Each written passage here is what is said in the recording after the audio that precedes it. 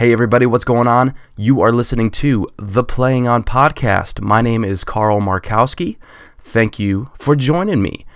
On this episode, we have the Todd Martinez, the coach of the Ironmen, a former player from San Diego Dynasty, from the Ironmen, he played for SD Aftermath. He played for Avalanche back in the day. This guy, he's been around for a very long time. He has made a name for himself in this sport, and not only on the field but off the field with his personality. I'm so very glad to be able to sit down and have a conversation with him. But before we get into the interview, a quick thank you to our sponsors. Sponsors like Planet Eclipse, the makers of the LVR. Yes. I can't get enough of it, man. I cannot get enough of this LVR that I'm shooting. I love the anodizing work that Aesthetic Anodizing did for me. It just puts the little cherry on top of what the LVR is for me. It shoots like butter. The new carbon fiber barrel system shoots awesome, and I've had zero complaints since I've started shooting Planet Eclipse in 2005, which every single year that I've been playing pro, I've shot Planet Eclipse, and I wouldn't have changed it for anything. I'm very, very happy that I was able to shoot Planet Eclipse for so long. So thank you, Planet Eclipse, for sponsoring this podcast, and yeah, sweet beans. You can find them over at planeteclipse.com.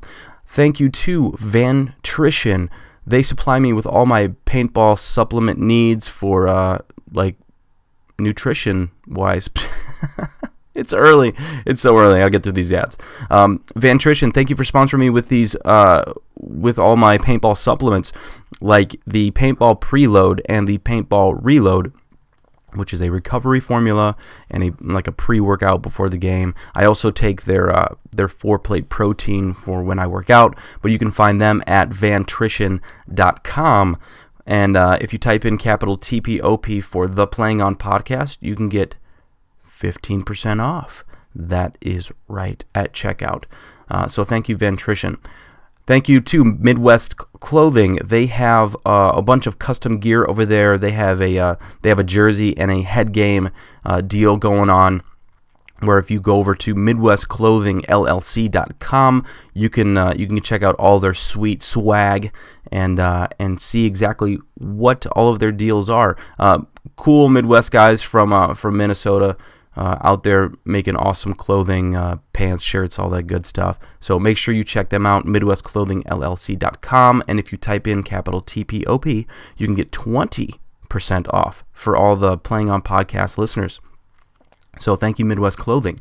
Also, a thank you goes to Carbon Paintball. They are supplying myself and Chicago Aftershock with the base layer, which is badass. They have knee pads built into the compression pant, and it has like these hip pads, but it's all like slimming. It's not very bulky or anything. You can really move around in it. I love the damn thing. I think it's great. They also have a compression top with elbow pads, and it wicks away all your sweat, keeps you cool. It's awesome. It's carbonpaintball.com, and if you type in capital TPOP, you can get 15% off over at carbonpaintball.com. So thank you, Carbon, for sponsoring this podcast. And last but not least, thank you to RazaLife.com. Raza Clothing. My friend Todd over there, he's banging out all kinds of sweet threads, and you can find everything over at RazaLife.com. And if you type in capital TPOP, you can get 19% off of your entire order. So that is very sweet. Whether you be a bowler, a dart thrower, if you like to collect animals and you want to make a shirt about it, I don't know, head over to RazaLife.com and you can do that.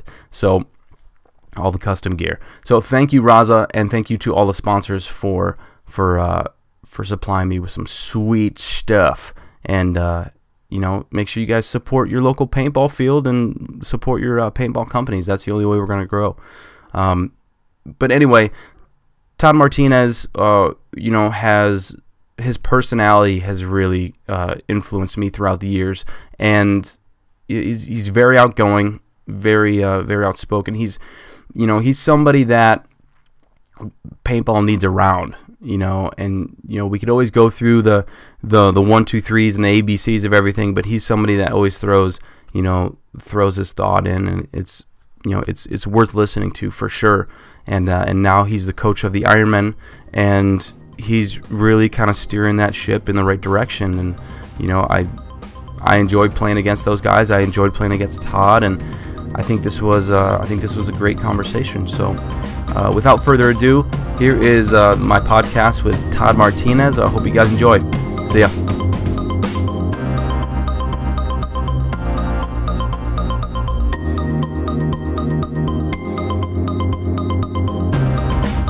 All right, we are live. Yeah. What up? What's going on, man? How you doing? Doing good. I was at the office all day today. Went down to Mexico yesterday, day before. So busy right now. I drove 150 miles yesterday. Jesus. Yeah, just all over everywhere. So my truck needed a break today. What were you doing down in Mexico? Just overseeing production.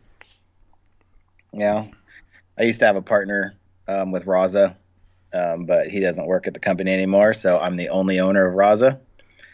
So it's just me, Josh, who's like our main artist. He's been with me basically since the beginning. Mm-hmm. Mark, Richie, and Big Los. We're the last ones left from, closed all the stores. No more retail stores. We just have Raza now, and that's why we moved over here to Dye. Mm-hmm. So we basically have the entire R&D office to ourselves, minus Luis, who's been with Dye for years and years and years. Yeah. So it's just basically the 6 of us, and I'm rarely here. I'm usually down running production. So craziness. Yeah. If I'm at production, then I barely get to sit down at my desk and work on my computer. So if I have like a bunch of stuff I need to do, or I got to like sit down and make phone calls or reply to emails and stuff, then I'll skip Mexico and stay in the U.S. Yeah. Since we're talking about Raza, did that started out as a field, correct, and then a store, or a store and then a field and then now a clothing line? Well, my goal was always to have a manufacturing company, right? We opened the store first. My old partner and I, Mike Bretto, we opened the store first as our first business, and Mike Peverell actually helped us open up that first store. Oh, really? But we opened up the store as Pev's Paintball, but our brand name was always Raza. Yeah. So we started making stuff right away, but in the beginning, trying to figure out our process of how we were going to do it. We tried a couple different things, but ended up eventually just buying all of our own stuff and doing it in house. But the store came first, and then the field came second, and then all of the manufacturing stuff came third. So the field only lasted a couple years because the people that owned the land, mm-hmm. Not the people that own the land, the people that own the lease screwed me out of my field. But I was wondering how that went down, because I practiced there I think a couple times, and it was a beautiful facility. I mean, it was set up perfect for practices and everything, and I heard it was getting shut down, and I was just like, wait, what? Yeah. We had the field, we did the setup, and basically the guys, it was at an existing paintball park, mm-hmm. and there was no tournament parks in San Diego like this, right? SC Village was the closest one, but that was 100 miles away, and it wasn't set up the way we set it up. We had perfectly flat ground, nice turf, brand new fields every year, so everything was laid out perfectly flat. All the fields were gridded out and nice. But one day the guy that owned the park was like, "You're going to pay me twice as much money as you're paying me," and I'm like, I can't afford to do that, Yeah. I just left. Jeez, it's a shame too, because I'm sure you guys are busier than hell with one, your weather, and two, with the amount of paintball that's being played down in Southern California. Yeah, I mean, I actually think that there's a lot more. There was a lot more teams back in that time, like 07, 08, or at least that's the way it felt because we were having 15 teams out there every weekend.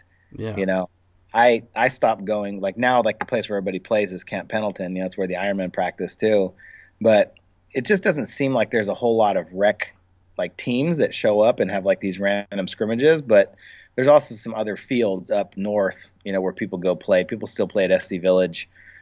People go to the Whittier Ranch. California Paintball Park, I think, is another one. But there's a couple other fields up north that actually have like nice tournament parks where you can go get games. So I think some people go up there. ASG opened up a new field that's relatively close for like the SoCal market, Yeah. LA and down, pretty much. LA, Riverside, stuff like that. San Diego. Now, are you from San Diego, born and raised? I was actually born in Virginia. Oh, really? But both my parents were in the Navy, so we moved to San Diego when I was 1. So I don't really remember that whole first year. That's a tough year. I just claim San Diego, So, so you grew up in San Diego.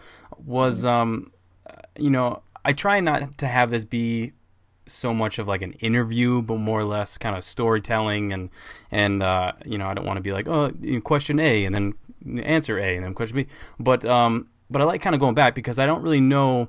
I know you, I'm good friends with you, but not a lot of people, and even myself, don't really know a lot of the backstory behind a lot of these players and a lot of these icons in the game. And this is kind of what I want to do is kind of dig a little bit deeper and see where the roots are. And now, where and when did paintball kind of come around in your life? Because obviously you love sports. Was it another adrenaline rush that you found after, like, what did you play in high school anyway? Well, growing up, I played soccer. My dad always, I started playing soccer because I was going with my brother to his games. And basically when I was about 2 or 3 years old, I started playing soccer with him. Yeah. As I got a little bit older, I found out about basketball. I thought basketball was great. Always played baseball. The one thing I never really got into was football, and we don't really have hockey out here. Mm-hmm. So it was basically like soccer and basketball and baseball were like my 3 main sports. Yeah.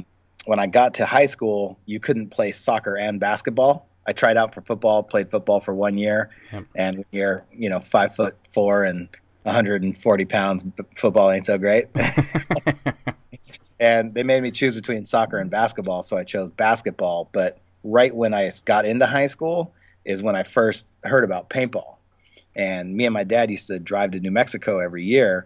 Our whole family would go, and we'd stay out there for a month because my dad, the house he grew up in, was like a farmhouse. So we'd go out there for a month to go shoot guns, ride motorcycles, do farm stuff, bale hay, and, load trucks with hay. Like we still like grew hay out in the farm, Mm-hmm. And have to do all the work in the summer to go sell your hay. But like, we would drive out there, and then I started getting these paintball magazines, and I'd read about it, and I got so hooked on it. I was reading about it for probably about a year before I even played, and then I made my dad stop at this store in Arizona on the way to New Mexico, and I bought a pump gun. It was like $100, got all the starter package, right? Yeah. And we went out and played. And my dad had a baseball helmet on, one of those plastic Stingrays, a little JT whippersnapper. And I'm out there like Ralphie from the Christmas Story with 19 layers on, can't put my Barely arms move. down. And we went out there and we played, and it was a blast. I'm sitting there hiding in the back. My dad's just running people down, bunkering them out his first day out. And I'm just like, this looks fun. I got hooked. And then, starting through high school, started playing like every other month or so. And then by sophomore, junior year of high school, I found out about tournament paintball. I went from playing like every other month to trying to play like every weekend. Yeah. And then found like the tournament style paintball when I was 16, and then was just from there. Started playing novice tournaments, played a year of novice tournaments, a year of amateur tournaments, and then got picked up by the Ironmen in the end of '99. So Ironman was your first professional team? Ironman was my first pro team. Yeah, I played with the first NPPL was with the Paraplegic Turtles 10-man. So I played in 1998 with the Paraplegic Turtles at the end and the beginning of '99, And then in '99, I went to the Ironmen. Now, were you kind of going through this journey by yourself, or did you go to high school with anybody that was playing like tournament paintball or anything? No, there was one kid that went to my high school that I played rec with, freshman and sophomore year, and then just people I met out at the paintball field. I met Maddie, Davey, and Micah. Eli Santos plays for the CP Raiders. Those dudes all played for a team called Navarone, right? Another guy, Dave Hafter, he was the captain of Navarone. And, they'd go play against the Marine team guys. And I was on the junior Marine team, right? And, but I was always watching Navarone guys play because they were all like 18, 19-year-old dudes, just super fast, hungry out there, being reckless, talking trash. And, man, those dudes are fun. They ended up getting on they became part of Marine team later. And then I went up, was about to play with Marine team. And then it was those guys, Maddie, Davey, that ended up getting me a tryout for the Ironmen. I actually ended up having to go to my varsity basketball team and apologize for going to a tournament in Vegas because I missed a practice. Right? Yeah. But, basketball is always my sport, really. I stopped playing baseball after, I think, sophomore year. I continued to play basketball all the way through high school, but, paintball basically took over. I loved basketball, still, was fully committed to it, but that's also the same at the right time where really started getting big into paintball.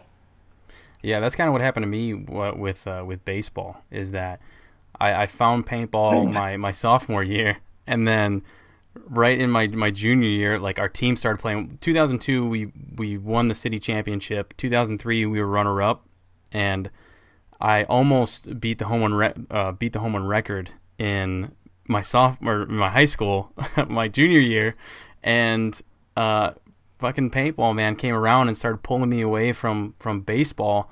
And I remember to this day, there was a game where I think it was just a regular season game.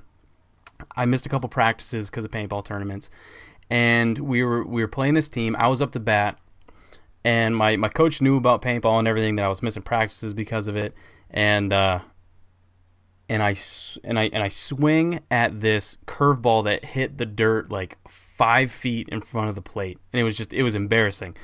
And the coach pulls me over, calls timeout, pulls me over. He goes, "Look, we need a home run, please and thank you." And that's all he said. And he sent me back over to the plate. Next pitch, it was a fastball inside, and I took it over the left field wall. And as he was on third base coach. As I'm going around the bases, I hit third base, and I'm getting up and ready to like slap his hand as a high five, and he goes, "Fuck paintball." Like, he hits my hand, and I'm like, "What? I love paintball. Are you kidding me?" And like that kind of it kind of steered me down. I was like, "Yeah, I want to play paintball." Two things. Number one, I had to get up in front of my team and apologize to the whole team for missing practice. And number two, I remember when you showed up, and it all makes sense now, when you came out to play softball with us with the meat hammers. Yeah. And we're like, "Oh, everybody sucks when you're on the meat hammers. It's no problem. Dude throws you a pitch, and you hit it about 450 feet. We were like, "Whoop." In jeans. I think I was wearing jeans, too. All right, then. That's one. Might have been the only run we scored all game. Dude, that was so fun. When I heard you guys were going to go play softball, I was like, I'm down. I totally want to play. I'm down. It was great. I had such a good time. That was the best ever. Meat hammer softball was probably the highlight of my sports career. Those shirts were amazing. Those jerseys. I think we went one and probably like 30 something. But that one game we won, we popped champagne like we won the championship. Oh, for sure. Yeah. You have to. Yeah. Your boy, Frank Connell, came out and played with us one time, and he was the same thing. Like, "Oh, I got this. I'm the man." He put him in right field, and he just committed 4 errors in a row. 4, like, ball through his legs, chucked the ball over. Like, it was so bad. It was like the perfect meat hammer. Oh, my God. The perfect meat hammer story. I can see Frank doing that. Frank Connell, yeah. "Oh, I got this. Woo! I got this." Meat Hammers was Dynasty guys, you, Maddie. Yeah, all the San Diego guys pretty much. It was like Dynasty and excessive guys. Mm-hmm. I think that's why you were in town, because you were still on excessive, like Yeah. '07, right? I think it was '06. '06, '07, yeah. Yeah, because Yeah, '07 I was on Avalanche. Um, yeah. And I think it was '06 that we had Meat Hammers. yeah. Yeah, because BC was still playing. Yeah, BC. So it was like me, Maddie, Davey, BC, Ryan, Oliver, Alex, Red. Red, yeah. I remember Red. That was a good time. Skinny Kevin, Hmm. whoever was in town. Yeah. We rolled like 20 deep all the time. And just cases of beer over Yeah, and over again. yeah, yeah. Oh man. So you get on the Ironmen. So back to paintball. You get on the Ironmen. What let's see. I'm trying. What year would that be? 99, end of 99. I played Boston. We took third. That's where Richie Malachewski had that famous run through at the very end. I think he shot like 7 or 8 of us. I got Really? shot in the so I got clapped up. But Richie Malachewski comes through the middle, shoots Maddie out as one of those fields, the hyperball fields that had the 2 pipes that Hmm. were like in the middle. So like came out of his pipe, bunkered Maddie inside of our pipe, bunkered Shane on the backside of it, shot Billy on the run, shot Eric on the run, turned his gun this way, shot Benini on the run, shot like it was stupid. It was like if you ask Maddie, he'll tell you that that's where the run through started. With him. Yeah, Richie Malachewski. That dude was ridiculous. I played with him on Shock later in 2002, 2003, and he is, to me, hands down, one of the best players I've ever seen. Like, he's in my top 5. Yeah. My top 5, 3 of my top 5 are guys that half people that play paintball today never even heard of. Mhm. Probably the most stone cold killers, but they never said anything, and that is John Richardson, Richie Malachewski, and Angel Fregosa. Dude. Those dudes, like, they were insane. I watched Richie Malachewski, that Boston tournament. Like, I knew that dude, that was the first time I got to see him play. Hmm. We're playing in the woods, right? And there's like the big hyperball field, and hyperball was brand new, or hyperball was still kind of new. Yeah. Airball was brand new, right? 10-man airball had only been around for, a couple years, right? At least in the U.S. All the bunkers are still connected with the tubes. Yeah. Tubes, right? And the woods field right next to us. And the woods field's super hilly, right? And I'm watching Richie on a push, like it's like a deadlock game in the woods. He comes running down a hill, like down a mound, shoots a dude in the goggles that pops up over the top of a stick bunker to try and shoot him. One balls him in the goggles on the run downhill with an autococker, comes back up the hill. The next dude comes up, goggles him, right? Goggles another dude and just keeps on running. It was just like whoop, whoop, gone, right? Jesus. Blew the whole side, went around, shot everybody else in the back. And it was insane. That's crazy because I never really played too much 10-man. Actually, my first 10-man tournament was in Las Vegas, and it's such a totally different game because you shoot 2, 3, 4 guys, it's still a paintball game, and to have, because I'd never heard that story before of Malachewski, that move he did against you guys, because that's a little bit more before my time, before I started breaking into it. I was to win the tournament. To win the tournament. It's so, and those 3 guys besides Angel, because Angel's pretty athletic, like John and they're not like supreme athletes. You know what I mean? Yeah. Like if you look at them, I don't know Richie, personally, but you just look at them and you go, man, those guys don't look like they can run or jump high or do anything, but their timing is like phenomenal. Yeah. Yeah, John actually was a really talented high school athlete, and then after high school, kind of got a little bigger, right? And then those last couple years in Infamous got back into shape, and then became like a giant jack beast. Yeah. So, John was actually always pretty athletic. There was just a few years there where he didn't really work out or really care. We just kind of ate pizza and did whatever. Yeah. But Richie, back in the day, you didn't really think about having to be athletic.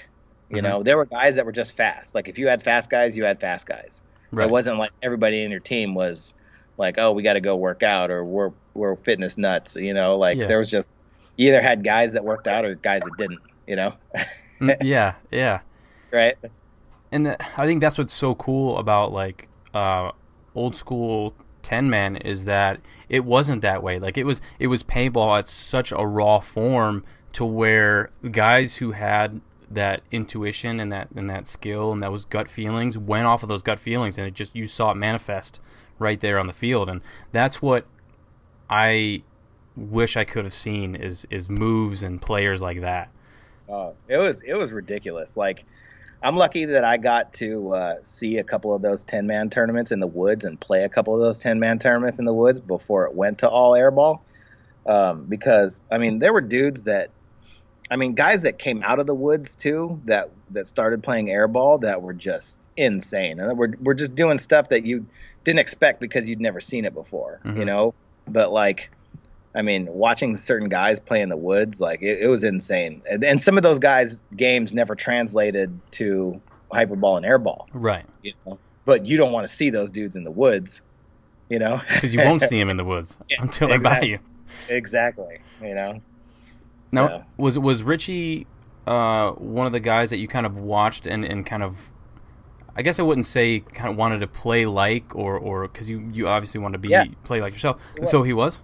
Yeah, well, I'll tell everybody, you know, like, my game growing up, like, my game isn't just everything that I just made up, you know? I didn't just all of a sudden one day, you know, like, oh, I can do all this different stuff. Like, I was a fan of the game, you know? So all these dudes, like, I didn't hate on guys' games. Like, you know, it's weird because back in the day, you know, it seemed like there was a lot more, like, you know, we hate these guys and we hate these guys and we fight, you know? Like, yeah, I was, like, a huge fan, you know, just because I was like, paintball was new and cool, and I went and watched all these guys play, you know, and that's how I kind of got to know these guys. So growing up, watching Brian Benini, John Marquez, John Richardson, Chris Lasoya, Richie Malacheski, the Aftershock guys like Billy Saransky, Ryan Williams, I've taken parts of their games, and that's what my game is. Right. You know, it's like, you know, you look at Kobe, right? And Kobe, you watch all of his moves, and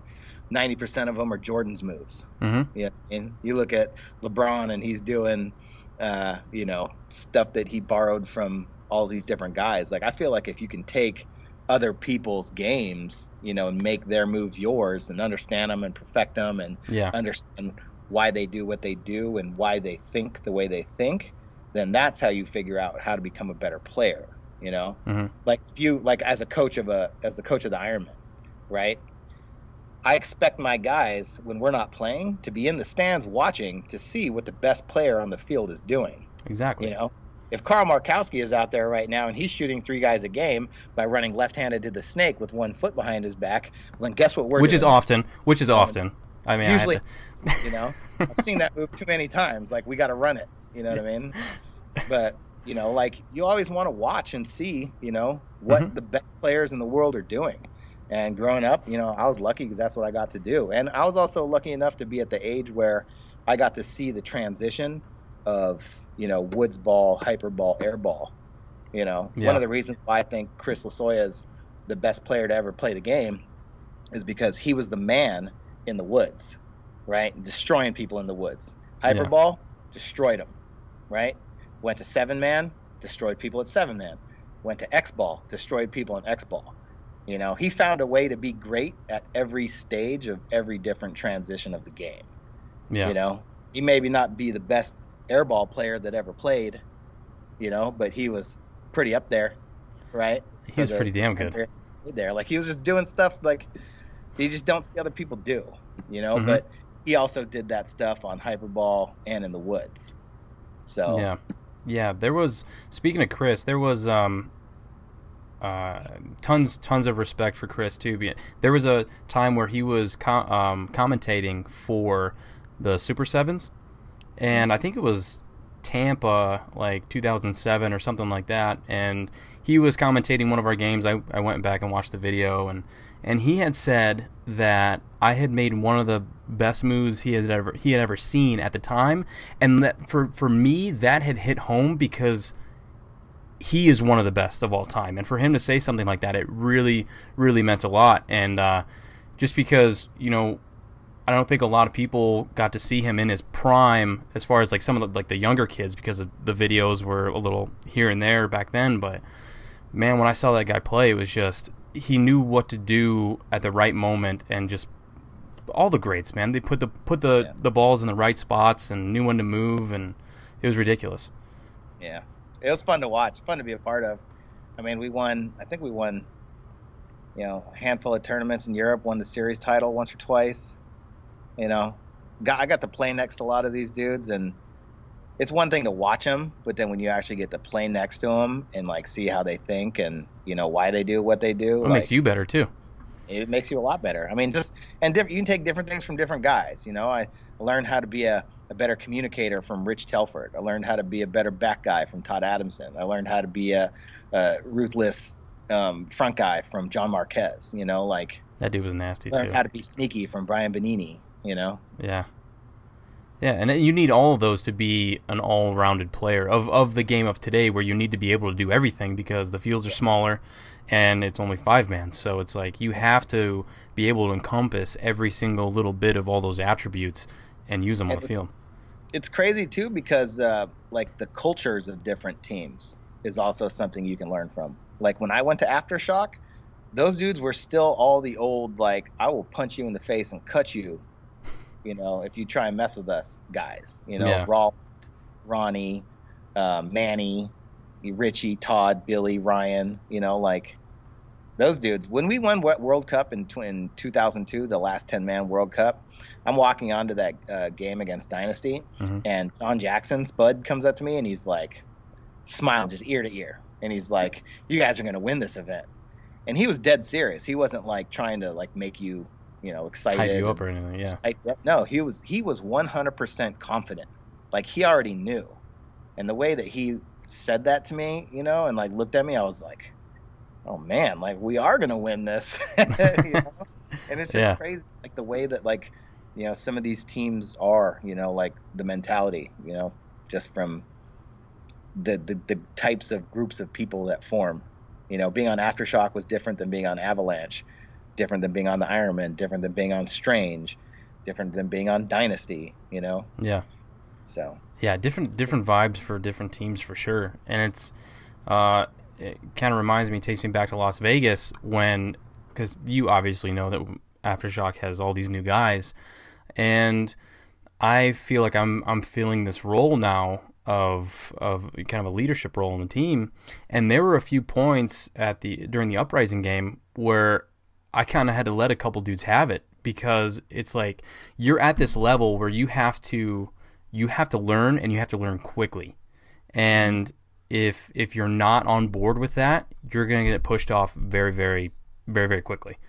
And sometimes I come off harsh, but I feel like sometimes it works, sometimes it doesn't, but you got to kind of feel it. And you're a coach now, so and you have been a coach, but you kind of feel it out player by player. And I mean, some teams have players and vibes like that, where some guys just need to be nose to nose with a dude and tell him to fucking sack up and go play your game like I know you can play. And then there's other guys or other teams where they look at you and go, you know what you need to do, and go, yeah, okay, I know what I need to do, and you go out there and do it. Well, it's especially hard for you because you're still playing. And then there's that. You're trying to figure out what that guy's doing wrong while still trying to figure out what you're doing wrong. Like I'll just stand on the sidelines, sipping Gatorade, like, you suck, do this. Suck, do that. You're great. Keep doing that, Yeah. Yeah. So, and I'm not trying to take anything away from Bruno. It's his job to tell the players what to do, where to go, and kind of keep the heads of everybody on a swivel and steady. But no, you still need that on-field leader. Like part of the reason why I came back to the Ironmen is because Bobby Avilas is on the team. Ever since me and Bobby basically have been playing paintball, not together, but like around each other since probably about 2000, right? That's a long time. We played together on Aftermath in 2006, I believe 2007. Yeah. And I mean, from day one, it's just like we're on the same page, like we both have the same attitude, same style. Like we get it. He's my on-field general that I can trust is going to come back to me and say, hey, this guy's not doing his job, or I'm doing my job. I'm not doing my job. I need to do this. This isn't working. Like that whole communication. If he needs to go after somebody else, then he can do that. Yeah. And he knows that I understand because we're on the same page. But managing personalities is, it's kind of what it's all about. Trying to put the best people in the best position that can handle it. Yeah. No, I agree, because paintball's, has been said a million times, is 90% mental. And if you can put those chess pieces in the right spots to handle certain situations, and then they're really good paintball players on top of that, then that much better. Yeah. You got to have the skills, but you also got to be ready for the moment, right? Mm-hmm. Yeah. When I put in Brad in that 2012 game against the Russians, where he went down and shot all those people and won MVP and won the event, he was like, "I want this. Let's go." Yeah. Might have said easy. Yeah, let's do it. You want it? Let's go. And I love that too, because I feel like that's what's on Aftershock right now, and all of them are so eager and so hungry to play, and it helps that now in the pits that Bruno's got a big smile on his face, and he feels it. I mean, the vibe is so much different, and it's so much more positive on and off the field, and even you can see it too. Like all the guys on Aftershock, like you could have totally expected them to come out and be like, "Oh God, what do I do?" Or like, "What's happening?" All of them went out there and were like, acted like they belonged there, and that was actually kind of nice to see. We play you next event though, so like none of that shit. All right. Gotcha. No, it's good. I feel really, really good about the team and the direction. So, and speaking of Aftershock, what was the reason for your leaving Ironmen? It was Ironmen 2 Aftershock, correct? No, I went to Avalanche first. I was only on the Ironmen for that's right. 3 events. In retrospect, if you think like if I had stayed, then I might have been like a lifer like Billy Wing. Yeah. Like when I got on the team, Billy Wing was on the team too. And I always wonder how that would have played out. And I thought about that for a while, because I ended up leaving. I played Boston. I played World Cup. I think we took 3rd and 4th, and then we reffed the LA Open. No, we reffed Mardi Gras and the LA Open. And I was there reffing, and the Avalanche guys were in my hotel, and they were like, "Oh, come over here." And it was like John and LaSoya and Jeremy Salm, and they were like, "Hey, like we want you to come play with us." And I'm like, they were the best team in the world. They were just on a roll. And I had Chris LaSoya and John Richardson asking me to come play on their team. Feeding you candy into a van. Yeah. So I was like, got to go to Europe, got to play with the #1 team. I was like, I did it, ended up leaving and stayed on Avalanche up until 2002 Atlantic City. Then I went to Aftershock. Now, Avalanche is when you started wearing the do-rag, right? Oh, yeah. I was boys with all the dudes from Team Strange.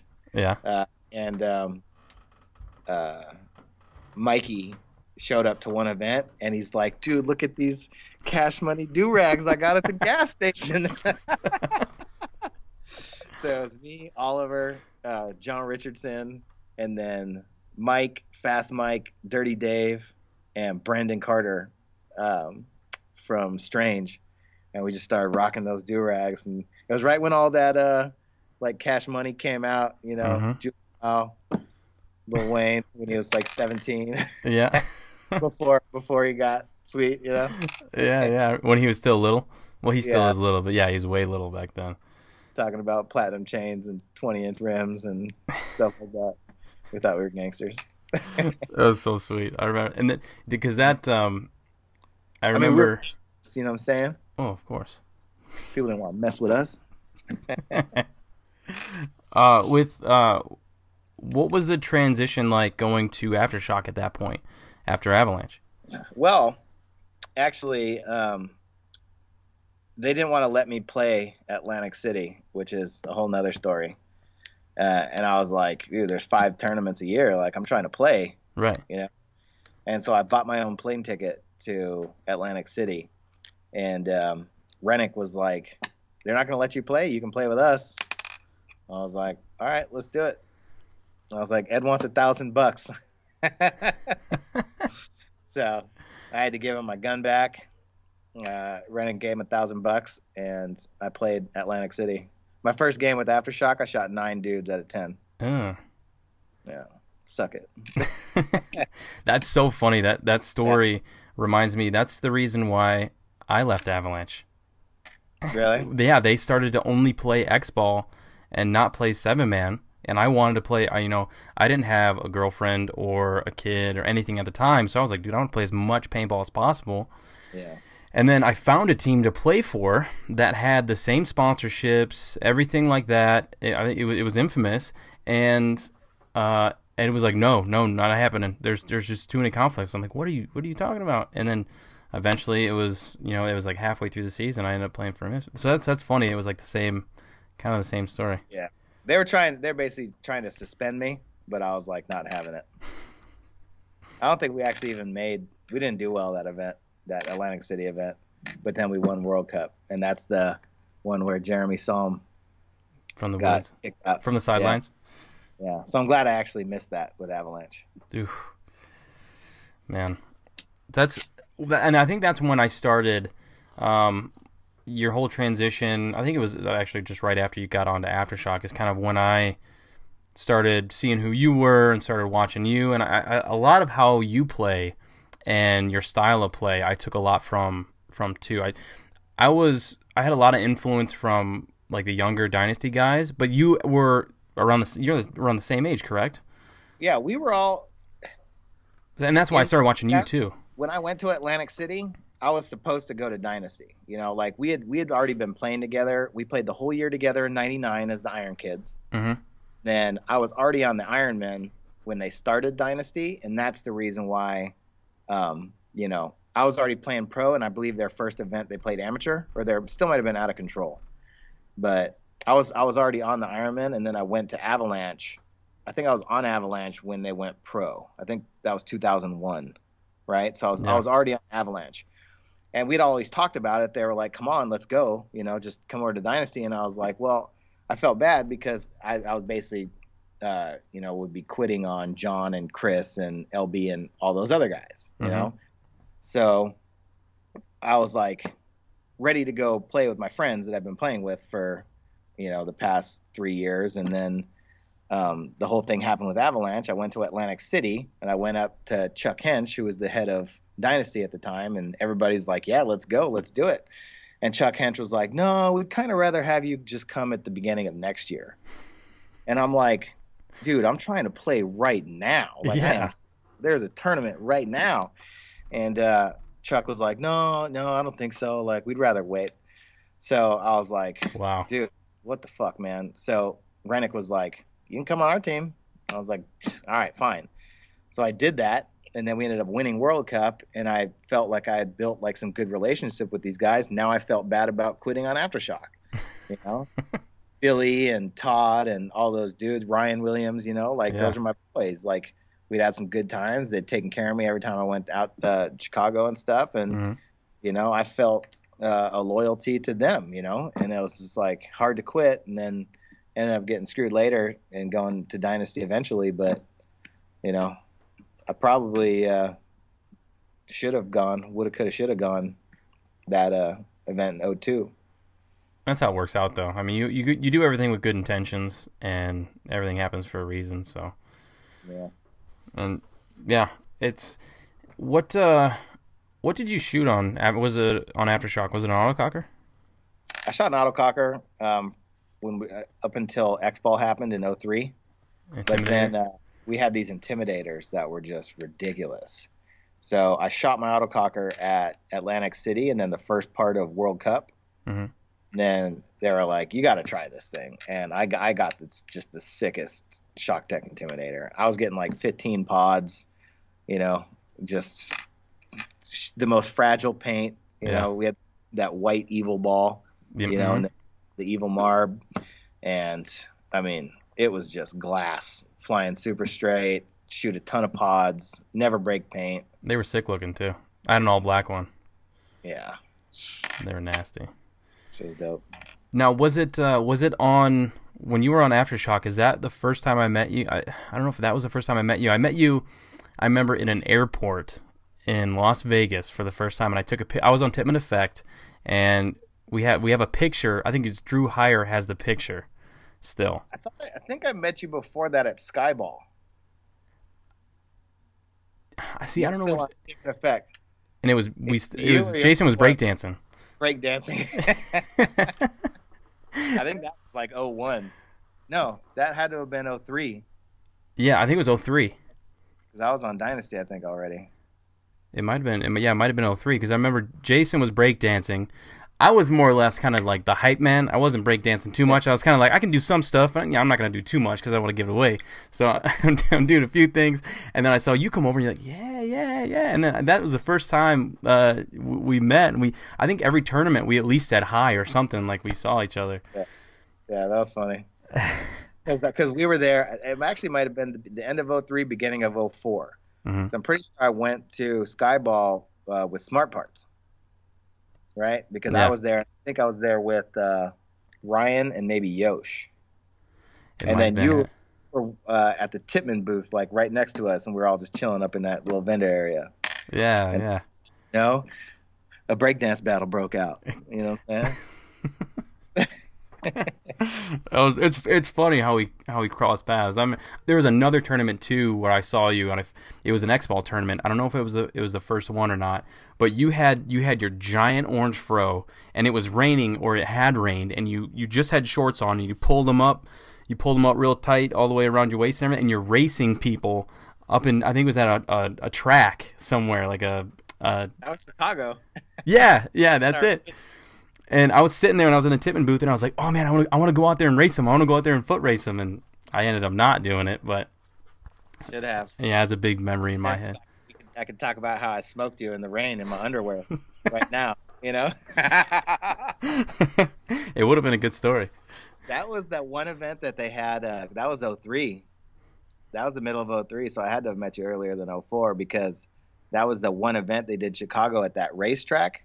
Mm-hmm. And it rained super bad, and I think we screwed up that infield super bad, and they never let us back. Just like everywhere we go. Everywhere else we go. Yeah, that's what happened in Cleveland, is that we fucked everything up because it rained. Like, we can't help that it rains, and then we're just destroying the grass there. Like, that's not our intention, but it's like all the nice places we always tend to fuck up some way or another. Nemacolin.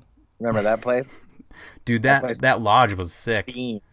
That place was like somebody went out there with scissors and cut the grass.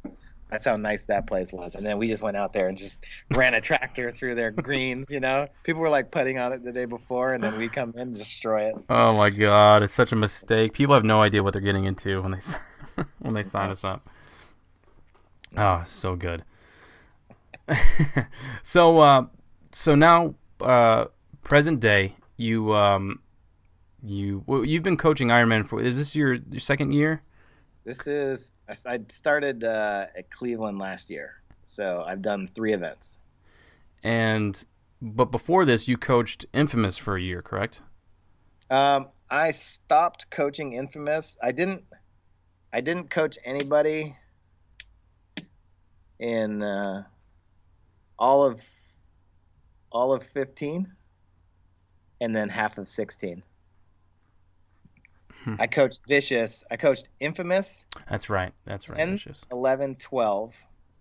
And then I stopped beginning of 13. Mm-hmm. And then Vicious hit me up after the first event of 13. So I did all of 13 with Vicious and all of 14 with Vicious. Then the team folded. What made you hang it up, though, as far as playing goes? I was going to go play with... So I had this brilliant idea to merge Infamous and Aftermath in 2010, mm-hmm. right? And so, because I had joined Infamous at the end for World Cup of 09, and in the beginning of 2010, I was like, hey, Mike, let's merge these 2 teams, take the best, because Infamous only had like 6 or 7 guys maybe. Mm-hmm. And I was like, hey, Mike, let's kind of, join forces and put a good team together. And the first practice we had, it was like some bullshit practice in January at some shitty field. And we're playing a bunch of chumps. I shoot this dude and then take off running because like everybody's dead. So I go to like fill out a corner and I'm playing. And then the same dude that I just shot comes running down the middle at me. So I try to run back to where I was to shoot him, and I slipped on the turf and I tore my left MCL. Oh. So I had already torn my right PCL the first practice I ever had with Dynasty. So I have a right torn PCL that I had repaired, and I think I'd messed it up again, and a left PCL. I was planning on having surgery during that 2010 season, but I wasn't ready to have surgery, so I just decided to coach, and I had so much fun coaching that I was like, you know what? I'm not trying to, deal with these knee issues, anymore, for the rest of my bullshit. So I was like, I'll just keep coaching because it's kind of fun. So that's what I did. I thought you would have tore it when you kicked that gun out of my hands when you jumped over me in the snake. Hey, it was already torn. Oh, man. Man, I didn't know you were there. So, I totally shot you first, though. Later. My mind's fuzzy on that part. That's the best. Like, you can't see that part from the picture, so it's hard for me to remember. It's all right. There's a couple pictures. I have them stored. So now you're coaching Ironmen. You're commentating on the webcast, and you have Raza going. Yes. And you're freshly married, correct? Too, a few months. Yeah. September, yeah, quite a few months then. Yeah. Is there any talks of any little ones on the way? Dude, everybody says that you can't prepare for it, know. But I definitely don't feel ready. But she wants to, But I don't know. I feel like I feel young, even though I'm about to turn 37. Like yeah. I still don't feel like I'm ready to have kids. But everybody says you're never ready. But it's probably about that time. It's definitely well, for me it was like a growing up experience in the fact that you're not thinking about yourself anymore. I mean, obviously I was thinking about my wife when it was just her and I, but when I don't have to wipe her ass or feed her applesauce or anything like that. So it's, and now I have the little one here, and it's such a different feeling. You're never ready. It's true. And yeah, but it's cool. Yeah. I don't know. We'll see. We'll give it a shot. What, going back to paintball again, I go off on tangents, but, do whatever you want. It's your show. I'm chilling. Everybody left. I'm the last one here. I saw a couple lights start going off. I didn't know if you were you're going to be in the dark. Yeah. But I want to get your take on where do you see, or what do you think paintball needs in the next 5 years to grow? Or where do you see it heading? That's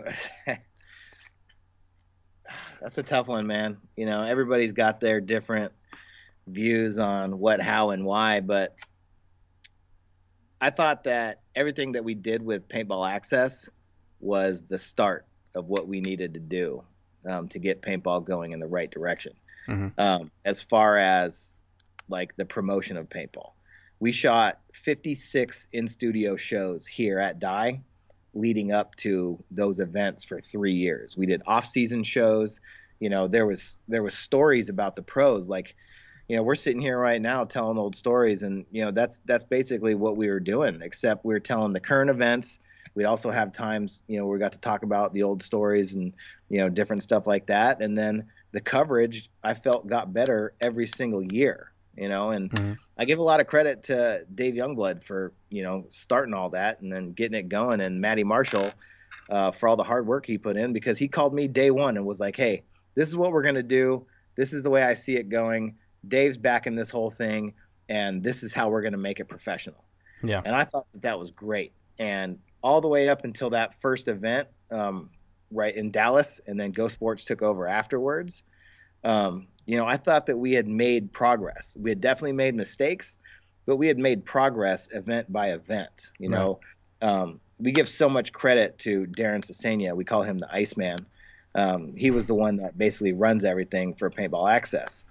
And, you know, he got us to the point, you know, where, you know, we were figuring things out and trying to figure out what we needed to do, what was working, what wasn't working, changing the cameramen, the camera angles, making stuff, you know, available for view, when stuff was launched, you know, Maddie and what kind of content we had. Yeah. And, you know, when GoSports took over, they kind of like it seemed like they were trying to start fresh. You know, there's a lot of things that we did with Paintball Access that they didn't want to do, right? And it took a little bit of like, hey, you know, like we've already made these mistakes, like learn from us, like let's not make these mistakes. Yeah. And slowly but surely, you know, we've gotten better and we've gotten back to like, you know, having really good quality webcasts, but I still feel like it's that extra stuff in between that is what makes people excited about paintball. You know, if I was me back in 1996, 1995, when I first started and I just had those magazines, if I could get on my computer as a 15, 16-year-old kid and listen to Billy Gardner talk for an hour, I would have been all over it. Yeah. You know, if I could have got on there and watched Todd Adamson from Rage tell me about, you know, how he just won that NPPL 10-man in the wide open with the red and blue bunkers, you know, with the red and blue basically pallets. Yeah. You know, how he won that event, you know, with a dead man walk. Like, I'd have been all over it, you know, like the tournament coverage that we have now is good. And, you know, I'm just being honest here, you know, I don't get fired at GoSports, you know. No, that's your opinion. I want more of it, you know, like, and I think people want more of it. I think people will consume more of it.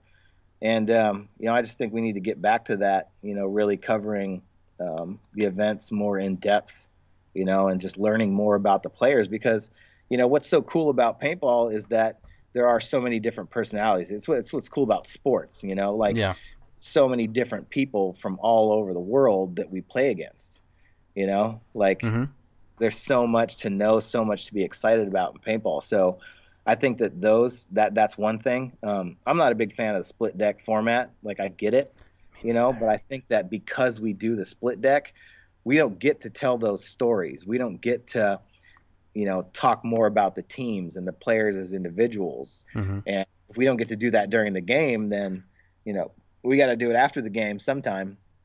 You know, I don't feel like we do all that. So the one thing as far as like the coverage and like the expand of, you know, like the reach that we're trying to get, you know, to get more people all around to be excited about paintball, to want to see paintball, watch paintball, and learn about paintball, it comes from our media, right? But as far as the game, I think the game needs to get better as well. I think people need to stop being cheaters and stop cheating just because they can get away with it, and you know, try and preserve the integrity of the game. And I think the referees need to do a better job. You know, I think it's really hard to be a ref.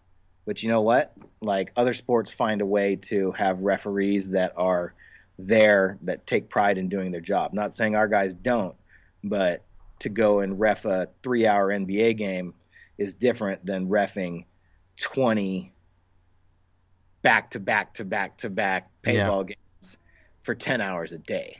You know what I mean? Like, I'm not saying that those guys are doing a bad job or that there's other people that can do a better job. I'm just saying it needs to get better, you know?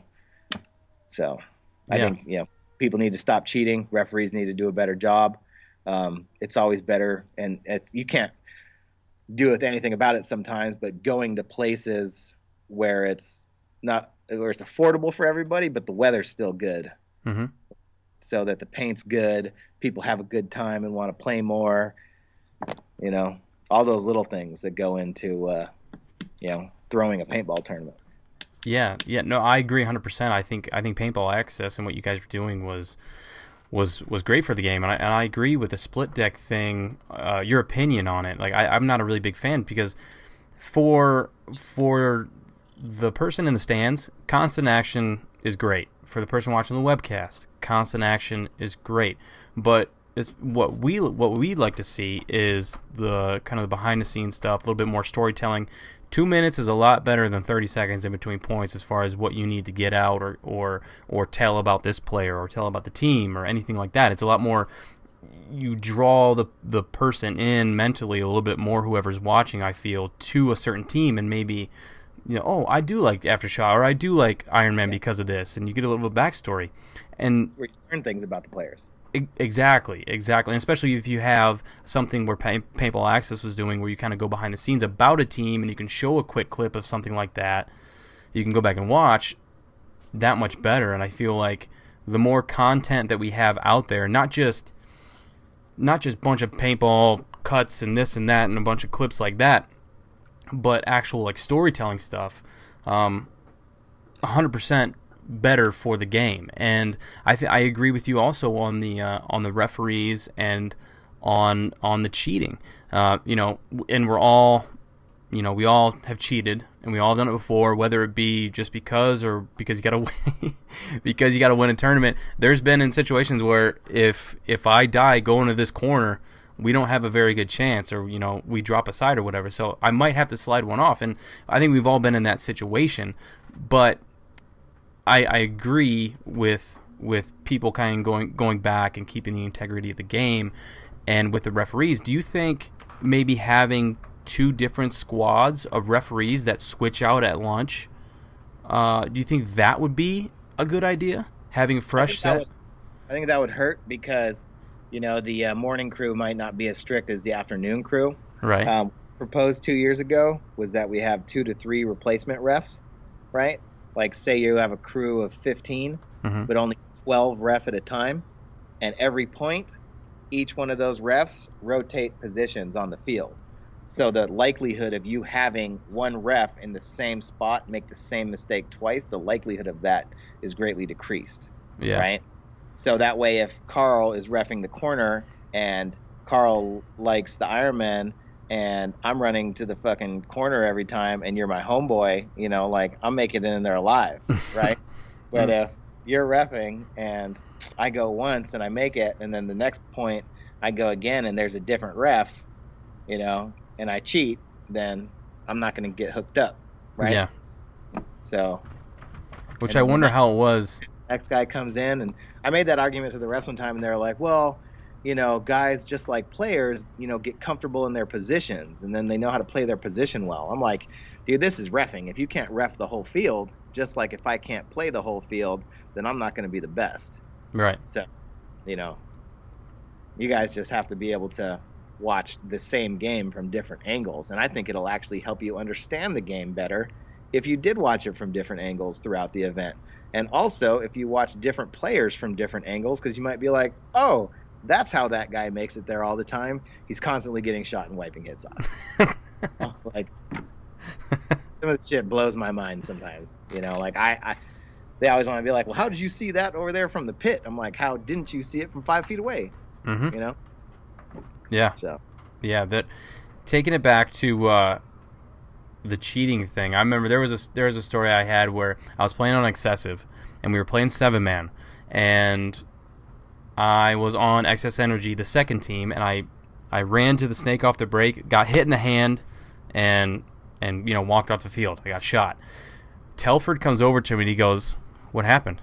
I said, "Well, I got shot in the hand." And he goes, "You need to slide that shit off and stay in the damn game if it depends on us winning the game or not." I was like, "Wow, okay. I guess I need to." But I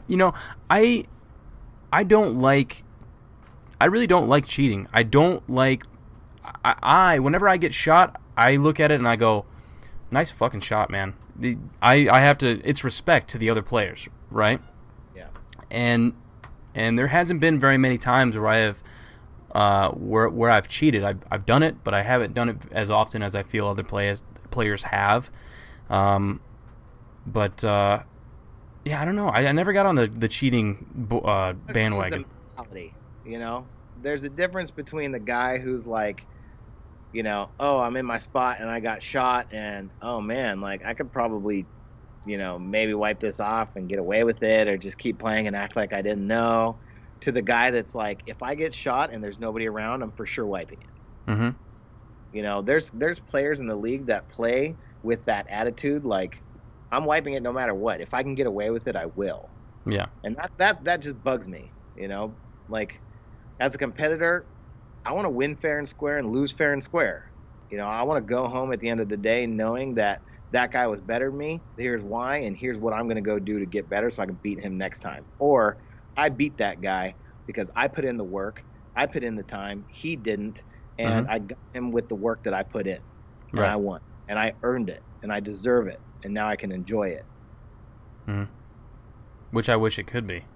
Just somebody told me that they're comparing it to like football. There's holding on every play, and it's like, yeah. And I looked at him like, I mean, there is, I guess. I mean, I'm not a big football fan, but it's like you can't go in having your first option be cheat. You know, if you get shot, it's just like it takes away the game. It takes away from the game. I don't think it's a good analogy for football. You know, I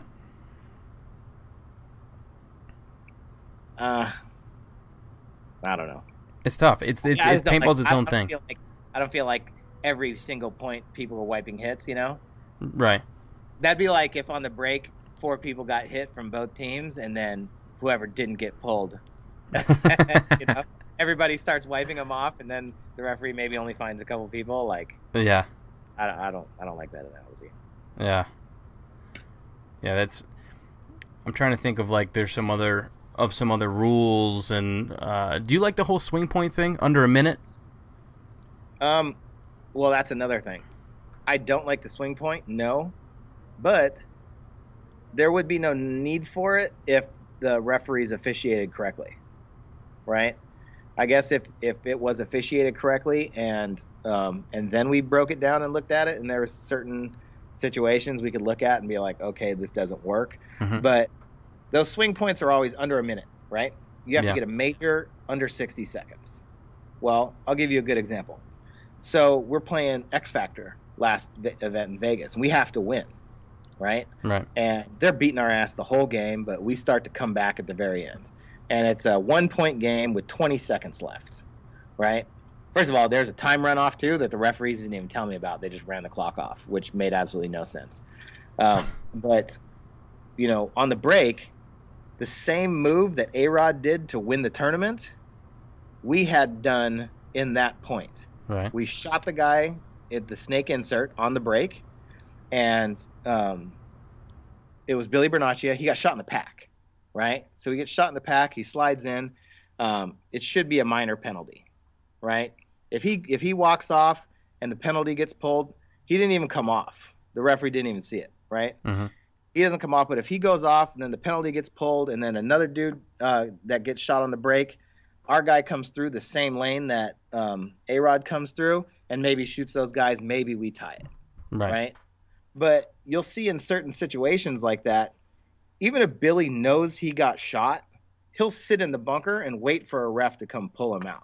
Right? Because if you're, you know, under 20 seconds and you see a dude and you think you shot him, but you're not sure and he doesn't walk out, then you hesitate. Yeah, you can't just run blind. But if you see him get shot and he runs off the field and you see a flag and you see a body, you go. Mm-hmm. Right? And I think that gets messed up more than anything in the end of those close games. Is that guys will get shot and they'll know it, but then there's no recourse for them sitting in their bunker and not walking off because they're saying, well, I'm asking the ref for a check. I'm waiting to get pulled. You know, so I think that the way that those ends of games are refereed needs to be reassessed just so that more than just a guy gets a major, then they stop it and give him a point. But, like, how is the game affected? You know, like if that guy intentionally sat in his spot and he affects the game, then I think a penalty should be thrown. But you never see a penalty for that. You only see a penalty for a guy playing on at the end of the game. Right. You know? Right, and that's the tough part because it's the player. You know, do you really know that you got shot? I mean, because a lot of times, you know, sometimes it does bounce, and you are calling for a check, and you didn't get shot. And it's happened plenty of times to me going to a corner. Like, I'll feel it. I'll get into the corner. I'll stop, and I'll look, and I'll have him check it. Sometimes it breaks, sometimes it bounces, and that's where that gray area is. Yeah. Well, that's what I mean about the officiating. The officiating never seems to be consistent enough to always call those calls the same, Right. from one event to the next or one game to the next. Like that same call, say it's on your leg, right? But it's on the back of your leg and you can't see it. If you dive in and it's on the back of your leg and you look back, some refs might give you a major on that. Yeah. You shot your gun, you'll get a major. Some of them, if you slide in and ask for a check, they'll throw a penalty on you. Mm-hmm. But like I saw this probably 10 times last event. A dude gets shot, referee runs over to check it, doesn't find the hit. But the player doesn't wipe the hit because he can't see the hit. Right. Referee runs away, next ref runs in and goes, "Hey, you're hit. Penalty." Oh my God, yeah. Second here.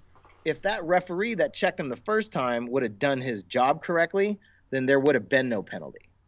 Those Right. are the things that bug me. Right? Mm-hmm. Like, if you'd have done your job in the first place, then we wouldn't be in this situation.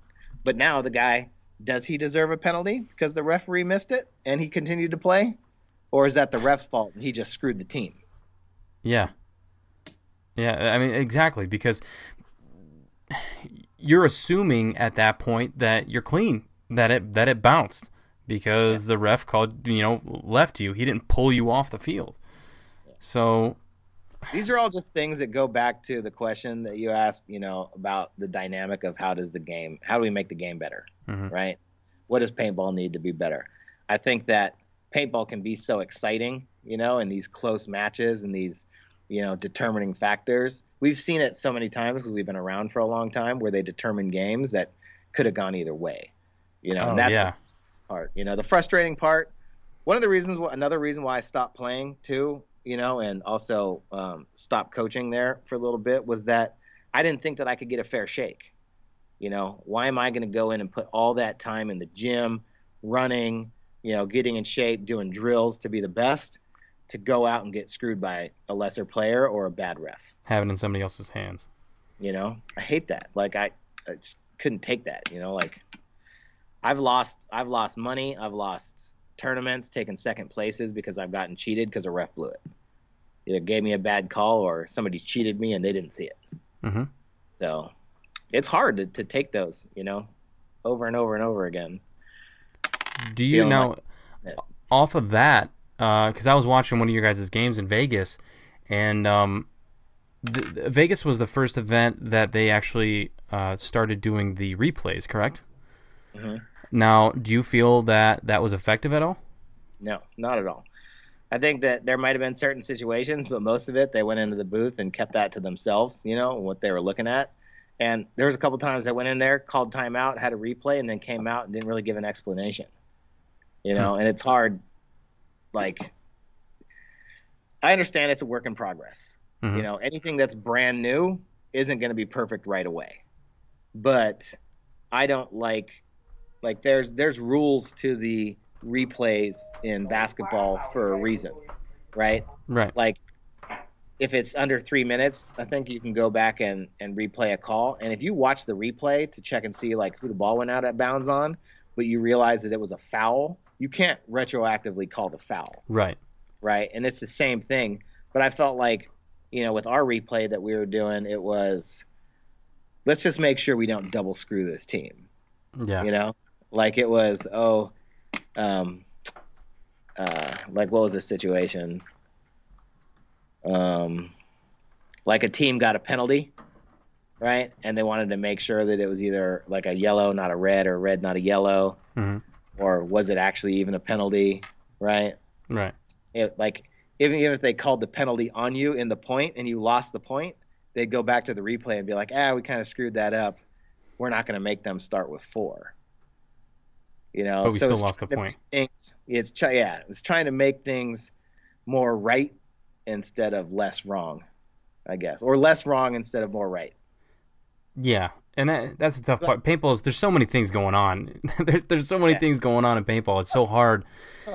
Yeah, to get everything right. Just sit here and say that paintball is just super hard to ref.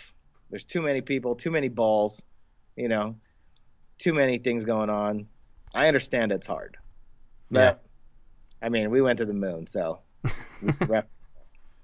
Yeah, and I think what's tough too is why paintball is having a tough time breaking through, and why it's still tough with all these things and topics that we're covering, is because I feel like we're playing a game that is constantly, year by year, event by event, changing in some way, whether on or off the field. And it's so hard to keep up with everything that's happening, or make right of things that we think are wrong or need to be changed, or, there's so many things that we've tried in the paintball world, in the tournament world, and then the next event they weren't there again, or the hand on the head thing, the true semi thing. There's just a bunch of stuff that we tried that didn't work, and I think that's what's tough about paintball, is it's continually growing. All these other top sports, NHL, I mean, they're all where they're going to be, right? The thing that's growing or getting better and bigger faster are the players, but our sport itself is always changing. So that's the tough thing, I think, with paintball happening right now. Yeah, it's definitely tough. There was that couple years where there was a new rule every event, and that was always fun. But I mean, with anything, the crazy. powers that be are trying to figure out what's the best way to go. Mm-hmm. And if you look at it, paintball is still really young. Yeah. If paintball's only been around since the 80s, right? Like the early 80s, then, I mean, we're looking at less than 40 years. Baseball's been around for over 100 years. Football's been around for, 60 years? Something like that. Yeah. We're still pretty young. We're still, and how long has Xball been around? 2003. So we've really only been playing this game for 13 years, 14 years. So in 14 years, I don't think that they had everything figured out how to play basketball either. Right. You know what I mean? So yeah, constantly growing. Yeah, and when you're in that stage, I think the most important thing is that we keep an open mind about who we are and what we're trying to do, and really just trying to support each other. And I know that that's tough sometimes. In a dog eat dog world, everybody's trying to get ahead. Yeah. Right. But at some point we got to be like, all right, let's work together here and really be honest with ourselves about what's working, what's not. If that's where we go. Yeah, no, I agree, man. I agree 100%. And that's all we can do is the only thing that we can't get back from all this is the money and our time spent trying to make this thing better and enjoy ourselves. And none of us are out there to win the tournament, to make the to change our lives. It's like I had this conversation with Tyler Harmon. He thinks that what should be changed, or what's going to be the future of paintball, is taking it down from a 5-on-5 to like a 2-on-2 or a 3-on-3, upping the purse to some kind of life-changing number for the teams. And it's going to be less for the owners and the companies to send these guys to tournaments to play. And if you make it life-changing, it could turn around. But I don't know. In some ways, I feel like that it could be a possibility, but in some ways, I feel like it's going to be really hard to pass for people. I like the concept, considering we used to play 15-man, and those were 25-minute games. And then when I came in, we were playing 10-man, 15-minute games. Mm-hmm. And then next thing you know, we're playing 7-man, 10-minute games. And then we're playing as many points as you can score. Yeah. 15 minutes. You could have a 12-second point. Jeez. But I do believe that there is a market, for the 2-on-2s or the 3-on-3s. Obviously, the NXL has already showed that with their 2-on-2 division, the amount of people that they got and the prize package they gave away. But watching that 2-on-2 final was probably about maybe 100th of the excitement as watching Dynasty play Heat in the finals. Watching Impact play in the finals of any of their recent events that they've been to the finals in. Cool. so we're gonna have just Nick Laval versus Ryan Greenspan. Like, okay, like that'll be cool in its own sense, but I think 5-on-5 is what's up. Yeah. I love 7-man too. 7-man was fun. Oh, so fun. But 7-man is definitely closer to 10-man than it is 5-man. Yeah. Not just numerically, but just like the way that the game plays out, right? 100%. I love Xball because you can just run at people and blow people out their boots and rack up a bunch of points and then get shot up and start over. And, it's a fun game. I just think we got to make it a little bit better. I understand, if you have less people, it costs you less to get there. Mm-hmm. You can put money in the prize package. But for individuals, yeah. But as far as our team game of paintball goes, I think 5 is where it's at. Yeah. I'd love for players to be making, $50,000 in an event if they win. That'd be tight because that means maybe I'll get paid more to coach, or maybe I'll get more to be in the booth. Yeah, we're all hoping. We're all hoping. Fingers crossed that money comes across. But I mean, we're still playing it right now for that money to get there. Yeah. What do we need? We need to get people to watch. Mm-hmm. Right? Yep. If nobody's watching, who gives a shit? Why is anybody gonna give you $50,000 for an event? Yeah, exactly. So exactly. All right, man. Well, I think that's a good place to stop. I really enjoyed the conversation. I'm glad you came on. I figured this would be a conversation like I have with Maddie, where we talk about a billion things, never really go in any particular path, just kind of jump in whatever direction we want to go, and I love it. I appreciate it, man. Thanks for having me on. I always talk to you all the time, and I've ever since I started doing this thing, you were one of the top guys that I wanted to talk to and have on, and I really appreciate you coming on, man. I appreciate it. Anytime, man. People hit you up, want to know shit, feel free to hit me up, ask me questions. I'm always around to answer for anything you need. Raza's got your back. Raza's going to sponsor the Playing On podcast. So. Hell yeah. Thank you to Raza. If you haven't seen the shirts yet, check them out. Proud sponsor. Well, Todd, thank you so much, and I will be seeing you in Dallas. Yes, sir. Have a good one. You too. Good luck, man. We'll see you soon. Thanks. All right. Bye.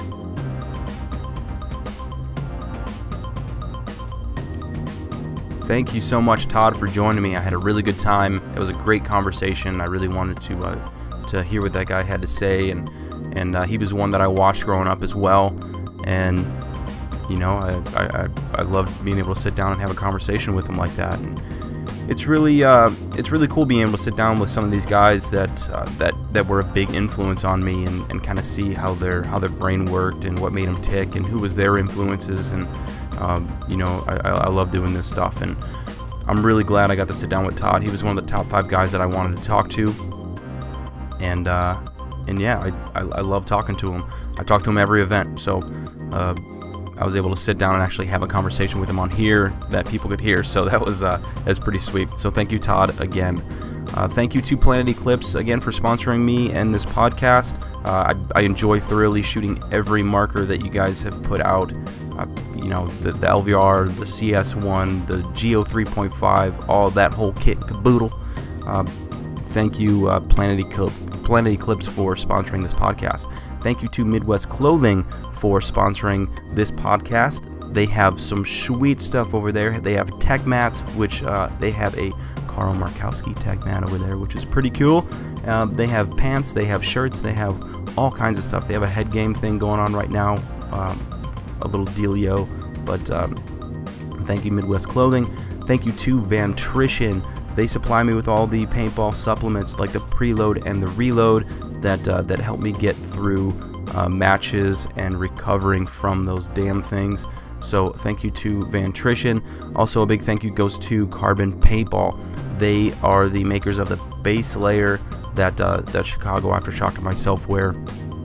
That I'm super stoked to be wearing and trying out. So thank you, Carbon Paintball, and thank you to RazaLife.com.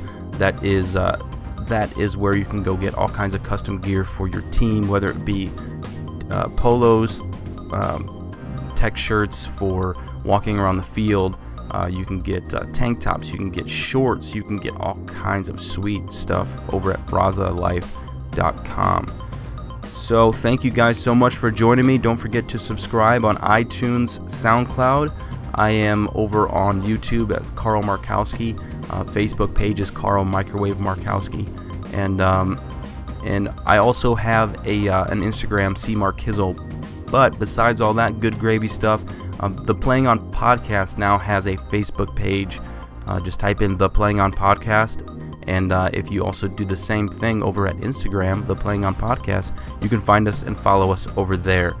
So thank you guys for joining me. I really appreciate y'all listening, because I feel like this is something that the paintball community loves to hear, because it's all these stories that we never really got to listen to unless we were there with those guys. We heard the stories, and hearing it directly from their mouth really means a lot, because it's, for the most part, it's the truth. Because how stories can get contorted and spoken 5 different ways and told 800 different ways. So it's cool to hear it from the horse's mouth. So thank you guys for joining me, and I can't wait to keep doing this. So we'll see you on the next episode, guys. Take care.